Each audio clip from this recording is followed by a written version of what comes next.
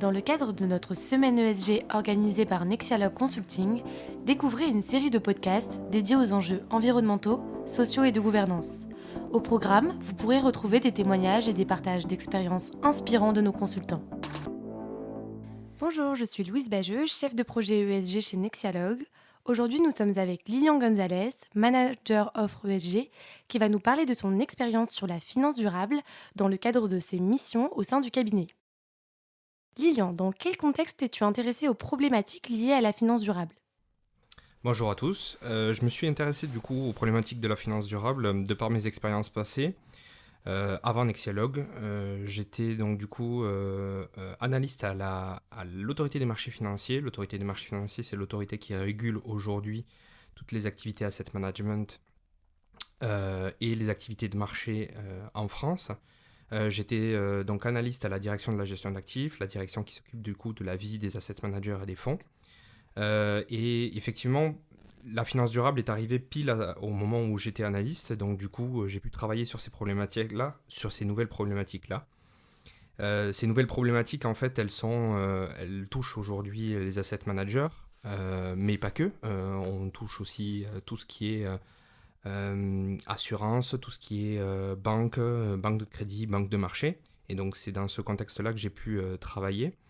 Ensuite, dans les missions que j'ai pu effectuer chez Nexialog, effectivement, de par ces 4 années, j'ai pu toucher en fait différents types de clients. Donc plutôt des assurances qui étaient intéressés par le sujet de la finance durable pour tout ce qui était support d'investissement, pour les produits qui étaient différents, qui étaient proposés par l'équipe de vente. Donc tous les produits finance durable, des fonds, etc. Et puis ensuite des asset managers qui eux-mêmes en fait reprenaient ces problématiques-là et cette nouvelle opportunité d'investissement de par leurs fonds et de par les produits qu'ils proposaient à l'intérieur de leurs fonds. Et ensuite, les banques, par l'intermédiaire du crédit, effectivement, c'était intéressant de pouvoir voir aujourd'hui que le crédit, en fait, petit à petit, s'amène vers la finance durable par la volonté des clients. Cette volonté, c'est toujours de financer quelque chose de bon pour la planète et de par leur épargne. Et ensuite, les banques de faire fructifier cette opportunité-là en finançant eux-mêmes par des crédits des projets dits durables. Et dans ce contexte, tu as été amené à travailler sur des projets ESG en mission. Peux-tu nous en dire davantage à ce sujet ? Oui, effectivement. Donc, du coup, j'ai pu travailler d'abord chez une assurance. Cette assurance, en fait, avait volonté de proposer à leurs clients, de par leur support d'investissement, des produits qui étaient liés à la finance durable. Donc, c'était tout d'abord des produits que l'on maîtrisait très peu, en fait, que ce client maîtrisait très peu. Donc, le but, c'était de faire, en fait, un panel des produits disponibles, de faire un descriptif au client, un descriptif commercial et puis un descriptif technique. Et puis ensuite de référencer cela dans le corpus en fait, d'investissement possible de cette assurance. Donc c'était l'intégrer avec des métriques, avec des profils de risque. On voit que petit à petit, ce sujet d'investissement, il est plus porté vers l'asset management. Et effectivement, c'est plutôt ce que j'ai vécu dans un deuxième temps. Et ensuite, j'ai pu travailler donc, du coup, sur la partie crédit. Et la partie crédit, c'était mettre en adéquation en fait, les demandes de crédit sur des projets dits de finance durable. Donc le but, c'était de vraiment reprendre en fait, du coup, les sujets crédit et de pouvoir proposer en fait, directement aux clients d'épargner sur des produits de finance durable et par l'intermédiaire de cette épargne-là, financer, à proprement dit, des projets de finance durable. Donc comment ça se passe ? En fait, c'est tout simple. C'est dans le meilleur des mondes et dans l'idéal, ce serait de prendre une épargne spécifique sur un projet, sur un support d'investissement durable.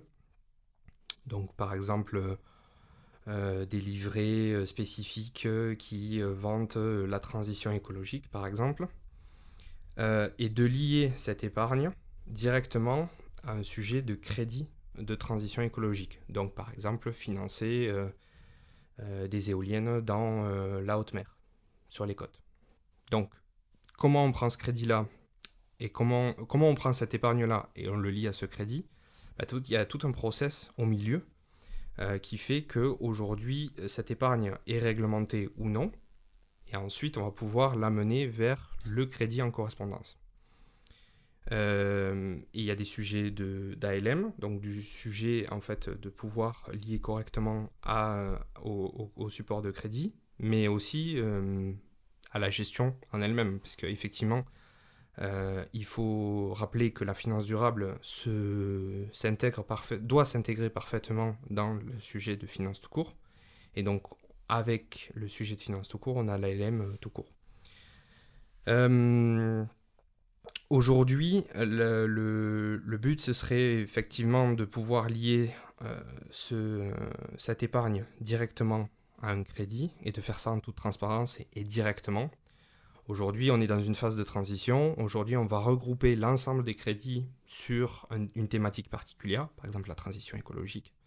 Et avec ce pool d'épargne, on va financer des crédits, du coup, sur la transition écologique. Mais on parle de pool. Pourquoi on parle de pool? Parce qu'aujourd'hui, c'est très difficile de faire du 1 pour 1. On ne peut pas prendre une épargne spécifique de M. Dupont et aller voir M. Pierre et financer directement sa transition écologique sur une entreprise ou quelque chose comme ça. C'est très difficile en fait de faire du local. C'est très difficile de faire de la liaison 1 pour 1. Et donc aujourd'hui, on finance par pool, c'est-à-dire on regroupe tous les supports d'épargne, donc on regroupe tout cet argent, et ensuite on finance des crédits de transition écologique. Ça c'est pour l'épargne non réglementée. Pour l'épargne réglementée, style livret A, on a des obligations d'État, et avec ces obligations d'État, effectivement, on doit respecter un certain schéma. Par exemple, sur le livret A, 80% de l'argent épargné sur le livret A doit financer du crédit en fait, social, type par exemple HLM, habitats sociaux, tout ce qui est crèche, etc., etc. Donc, cette épargne réglementée, on ne peut pas faire ce qu'on veut avec. Et donc, on doit justifier en fait au régulateur que l'on finance correctement par l'intermédiaire de l'épargne captée. Merci. Et dans le cadre de tes missions, à quelles problématiques as-tu été confronté et comment tentes-tu d'y répondre? Alors, les problématiques, elles sont au nombre de 3, je pense. Aujourd'hui, on a des problématiques liées à la réglementation et à la compréhension de la réglementation. On a des problématiques de données, qui sont l'intégration de ces nouveaux paramètres dans les systèmes de données actuels. Et ensuite, on a la problématique de reporting, qui est très importante aujourd'hui et qui met la plupart de nos clients mal à l'aise en fait par rapport à ce qui est demandé. Donc, si on reprend dans l'ordre, la problématique de réglementation, c'est qu'aujourd'hui, le réglementaire et le régulateur, que ce soit le régulateur européen ou que ce soit le régulateur français, travaillent de manière générale, on va dire. Et donc c'est très difficile en fait de comprendre et d'appliquer en réel ce qui est proposé en fait dans les textes.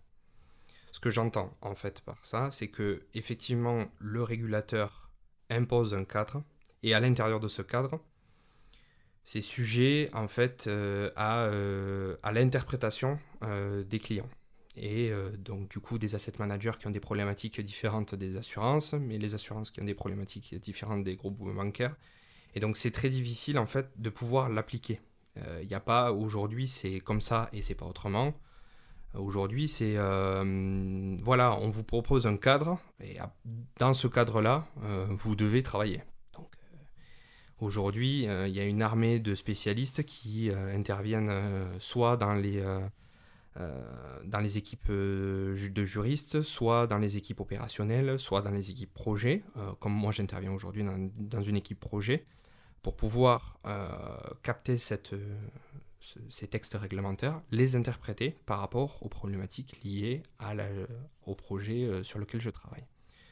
Donc ça, c'est la première partie pour la réglementation. Ensuite, un problème de données. Effectivement, aujourd'hui, pour travailler, il nous faut énormément de données. Énormément de données financières et énormément de données extra-financières. Donc les données financières, pour la plupart de nos clients, ça fait très longtemps qu'ils travaillent sur les problématiques financières. Donc ils ont capté énormément d'informations sur le domaine financier. Et aujourd'hui, ils essaient d'y intégrer des informations sur le domaine extra-financier. Et c'est là où c'est compliqué, notamment pour le E, pour la partie écologie, mais pour la partie sociale et pour la partie de gouvernance aussi, mais surtout sur le E, puisque c'est vraiment le sujet actuel. Et donc, il est très difficile aujourd'hui de pouvoir quantifier la donnée extra-financière nécessaire pour pouvoir appliquer ce que dit la réglementation. Donc aujourd'hui, il faudrait en fait récupérer un certain nombre de données qui sont des données sensibles, on va dire, notamment sur par exemple, le côté crédit sur le bien financé, côté asset management sur la réalité de l'investissement porté. Aujourd'hui, quand on rentre sur un fonds flagué ESG ou ISR, qu'est-ce qui est fait de cet argent ? Et comment on va vérifier que cet argent est bien utilisé à des sujets concernant l'ESG. C'est très difficile aujourd'hui. Il faut faire remonter un certain nombre d'informations, il faut les capter, les interpréter, les notifier et ensuite pouvoir les utiliser dans un groupe de données qui est déjà existant. Et donc ça demande une capacité de concentration de données énorme et une capacité de stockage énorme. Ce que n'avaient pas forcément anticipé tous les acteurs de marché. Donc pour les gros acteurs de marché, effectivement, ça a été plutôt... c'est déjà difficile, mais ça a été plutôt facile de l'organiser en fait. Pour les petits acteurs, c'est tout de suite très complexe. Ça demande des spécialistes qui travaillent sur l'ESG, ça demande des spécialistes de data collection, des spécialistes de traitement de cette donnée-là, pour pouvoir aujourd'hui travailler sur ce sujet. Et ensuite, des problèmes de reporting. Ces problématiques de reporting, effectivement, elles sont intéressantes parce qu'on a d'un côté du reporting réglementaire, un certain nombre de reporting réglementaires qui sont demandés aujourd'hui dans le cadre des produits ESG, des produits SR, etc. Et ensuite, des reporting, on va dire, externes, clients ou partenaires. Et donc là, c'est un autre sujet. Effectivement, c'est peut-être moins engageant que les sujets réglementaires.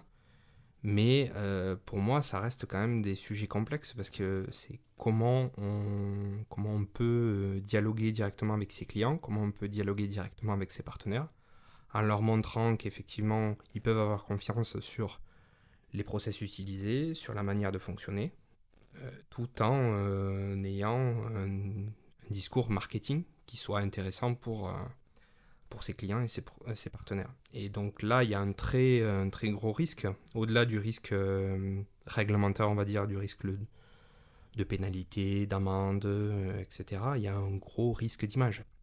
Aujourd'hui, un groupe bancaire qui vante les mérites de son épargne sur l'ESG se met dans une situation où effectivement il va devoir prouver à ses clients et prouver à ses partenaires que le système fonctionne, que les projets sur lesquels il travaille fonctionnent et surtout que c'est efficace. Qu'aujourd'hui, par exemple, quand on dit un support d'épargne vantant la transition écologique, aujourd'hui, si demain un grand groupe bancaire se retrouve avec une ligne dans son portefeuille qui n'est pas du tout orientée transition écologique, il risque un très gros risque d'image et surtout de perdre des clients, de perdre des partenaires et donc de voir un petit peu son activité reculer au profit d'autres groupes bancaires ou d'autres groupes assurantiels. Et effectivement, c'est ce qui aujourd'hui